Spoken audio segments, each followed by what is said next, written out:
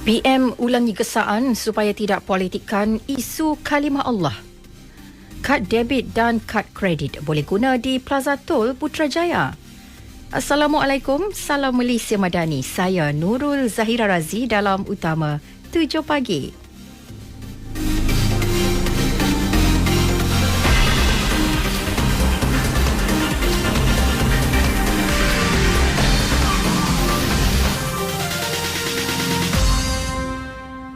Perdana Menteri Datuk Seri Anwar Ibrahim sekali lagi mengingatkan pihak-pihak tertentu agar tidak mempolitikkan isu kalimah Allah.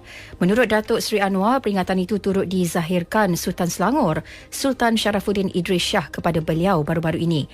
Jelas beliau selaku pengerusi Majlis Kebangsaan bagi Hal Ehwal Agama Islam Malaysia, baginda bertitah agar isu itu diperkemas untuk dibawa ke Majlis Raja-Raja. Perdana Menteri berucap pada ceramah jelajah perpaduan Dewan Undangan Negeri Dun Paroi di Taman Tuanku Jaafar malam tadi.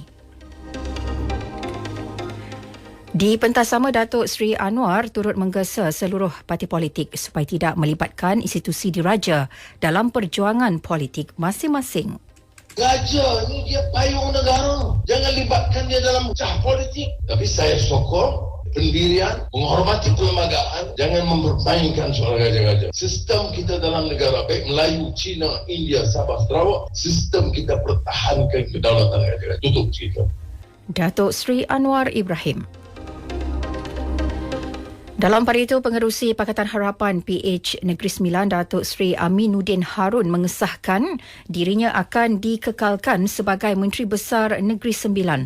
Ini sekiranya gabungan PHBN menang di negeri itu. Menurut Datuk Seri Aminuddin yang juga merupakan calon DUN N13 Sikamat, perkara itu telah pun mendapat persetujuan dari kedua-dua presiden parti gabungan tersebut. Kita sedia maklum bahawa saya telah diumumkan bahawa saya akan menyambung segi sepenggal, dan saya rasa bahawa kita akan pastikan bahawa peralihan ini akan baik, dan saya juga berharap bahawa masyarakat akan memberikan sokongan kepada kerajaan perpaduan yang ada pada hari ini. Pada PRU DUN ke-15 kali ini, Datuk Seri Aminuddin bakal berdepan saingan 4 penjuru. Dalam hal lain, Menteri Komunikasi dan Digital Fahmi Fadil memberi tempoh 24 jam kepada 2 individu yang memfitnahnya supaya memohon maaf secara terbuka serta menarik balik tuduhan atau berdepan tindakan saman. Beliau menegaskan notis tuntutan telah dihantar peguamnya kepada individu terbabit semalam. Notis itu bagi membersihkan namanya daripada tuduhan mengadakan ceramah di sebuah masjid di Rawang baru-baru ini. Terdahulu, Ketua Polis Selangor Datuk Hussein Omar Han mengesahkan tidak ada sebarang unsur kempen politik dalam ucapan Fahmi di masjid berkenaan. Ia hasil penelitian terhadap rakaman video berdurasi 12 minit yang mengandungi ucapan Fahmi di masjid itu. Katanya tempoh 12 minit ucapan tersebut adalah berhubung penerangan berkaitan isu kumpulan muzik The 1975. Dalam perkembangan lain, Timbalan Presiden UMNO Datuk Seri Muhammad Hassan disahkan dijangkiti virus influenza. Beliau kini diarahkan oleh doktornya untuk berehat dalam tempoh 2 hingga 3 hari. Menerusi satu hantaran video di laman Facebooknya, Datuk Seri Muhammad turut memohon maaf kepada pengundi dan jentera parti BN kerana tidak dapat menyertai kempen selama tempoh itu. Datuk Seri Muhammad merupakan calon dan penyandang kerusi DUN Rantau. Sementara itu, Kementerian Kesihatan sedang dalam proses mendapatkan sekurang-kurangnya 150,000 vaksin influenza tahun ini. Menterinya Dr. Zaliha Mustafa berkata, vaksin itu akan diberikan kepada petugas kesihatan, khususnya petugas barisan hadapan.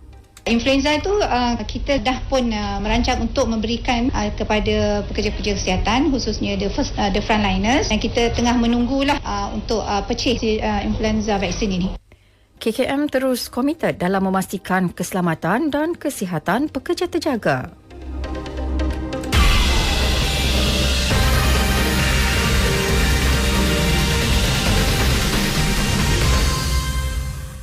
Berita seterusnya.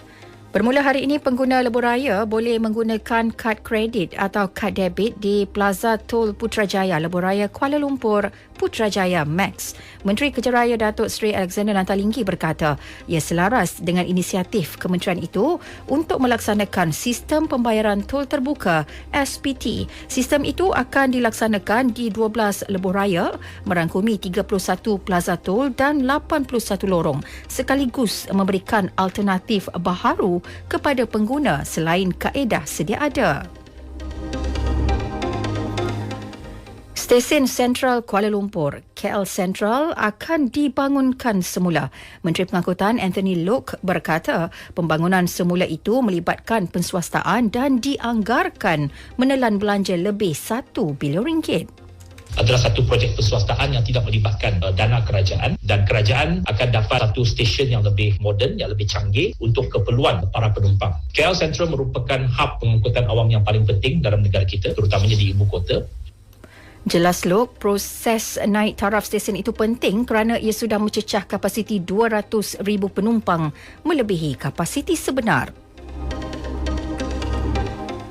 Sultan Brunei Sultan Hassanal Bolkiah akan diberikan istiadat sambutan negara di Istana Negara oleh Yang di-Pertuan Agong Al-Sultan Abdullah Riaiduddin Al-Mustafa Billah Shah pagi ini. Seterusnya baginda akan bertemu dengan Al-Sultan Abdullah diikuti dengan Majlis Santapan Negara. Ia bersempena lawatan negara ke Malaysia selama 3 hari bermula semalam. Keberangkatan tiba baginda disambut oleh Perdana Menteri Datuk Seri Anwar Ibrahim serta Menteri Luar Datuk Seri Dr. Zamri Abdul Kadir. Dalam tempoh lawatannya ke Malaysia, Sultan Brunei juga dijadual bertemu Perdana Menteri di Kompleks Sri Perdana. Ini bagi menyaksikan pemeteraian beberapa instrumen dua hala antara Malaysia Brunei. Lebih 4,300 penduduk di 7 kampung di daerah Liu Lehe di wilayah Fangshan, China masih terperangkap akibat banjir.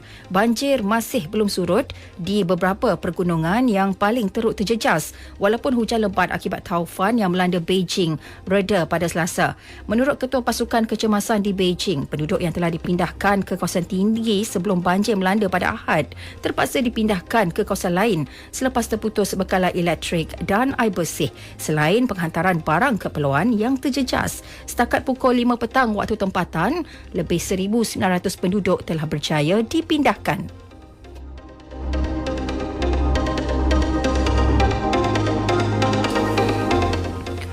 Pemimpin rampasan kuasa yang menggulingkan Presiden Niger Mohamed Bazoum menolak sekatan antarabangsa yang dikenakan terhadapnya. Malah Jeneral Abdul Rahmani Tiani menegaskan beliau tidak akan tunduk kepada sebarang ancaman yang dikeluarkan. Jelasnya sekatan sinis dan tidak adil itu dikenakan hanya untuk memalukan barisan pertahanan dan keselamatan Niger sekaligus menjadikan negara berkenaan tidak terkawal. Dalam ucapan di televisyen, beliau menolak sebarang campur tangan dalam hal ehwal dalaman negara itu.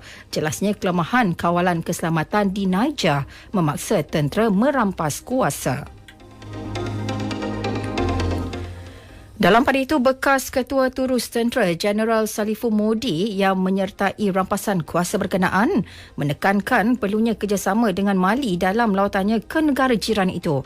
Dalam temu bual dengan stesen televisyen Mali, Modi memberitahu telah mengadakan pertemuan dengan pemimpin junta tentera Mali, Assimi Goïta dan beberapa menteri.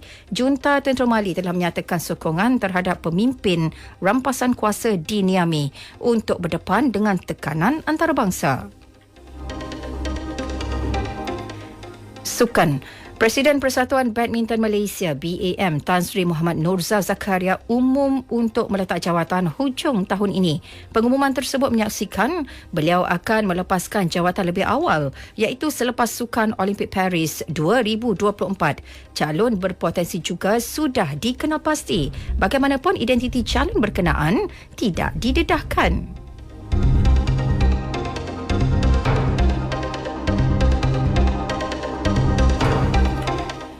Disampaikan tajuk utama sekali lagi.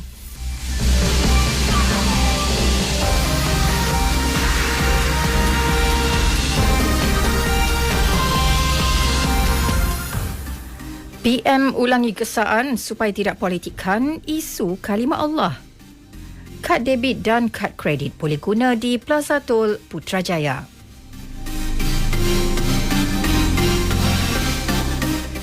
Sekian berita yang disunting oleh Zamzuri Zawawi dari Pusat Berita RTM. Malaysia Madani, tekad perpaduan, penuhi harapan. Assalamualaikum.